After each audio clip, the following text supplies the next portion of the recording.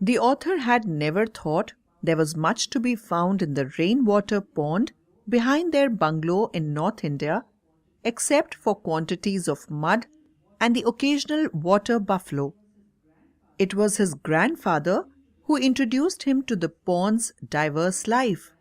When his grandfather first showed him the pond world, he chose a dry place in the shade of an old peepal tree where they sat for an hour gazing steadily at the thin green scum on the water.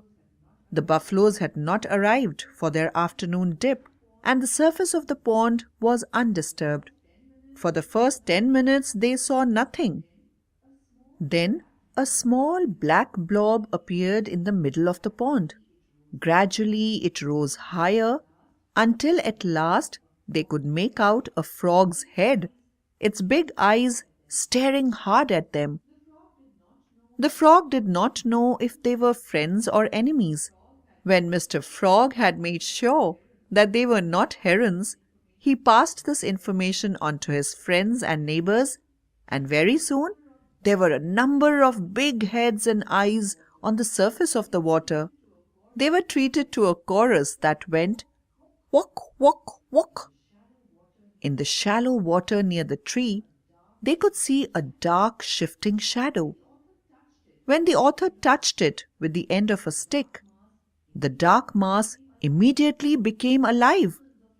Thousands of little black tadpoles wriggled into life.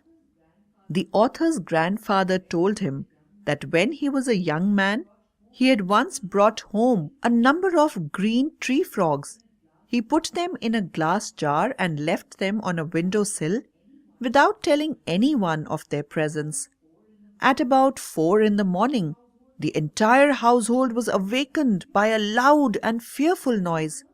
Grandmother and other members of the household gathered on the veranda for safety.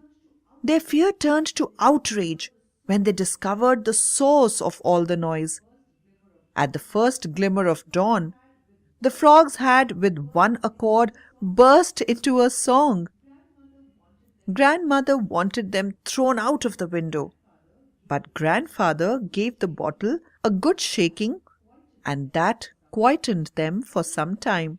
Everyone went back to sleep, but grandfather was obliged to stay awake in order to shake the bottle whenever the frogs showed signs of bursting into a song.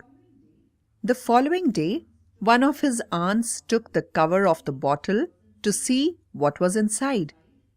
The sight of a dozen green tree frogs so frightened her that she ran off without replacing the cover.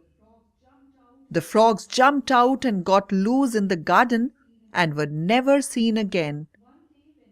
One day when the author arrived at the pond, he found it already occupied by buffaloes. Their owner was swimming in the middle of the pond. When he saw the author staring at him from across the pond, he smiled. He invited the author to join him for a swim. The author told him that he could not swim, then he offered to teach it to the author. He dived off the back of the buffalo and swam across to the author, and the author, having removed his shirt and shorts, followed his instructions until the author was struggling about among the water lilies. The boy named Ramu promised to give the author swimming lessons every afternoon. Soon, the author was able to swim across the pond to join Ramu. The author liked the buffaloes too. Sometimes they tried racing them, sitting astride different buffaloes.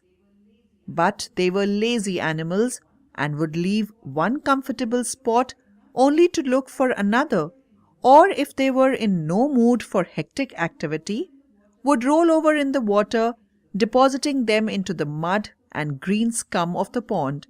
Emerging from the pond in shades of green and brown, the author would slip into the house through the back door to avoid grandmother's wrath, then hurriedly bathe under a tap.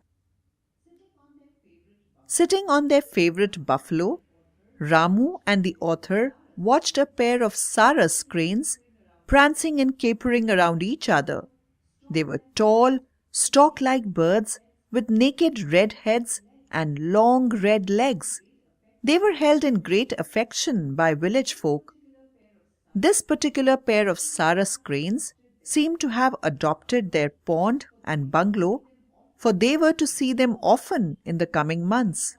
Both grandfather and Ramu felt that people should be more gentle with birds and animals and not kill them for sport or commerce. Ramu and the author spent many long summer afternoons at the pond. The buffaloes and the frogs and the Saras cranes shared their friendship.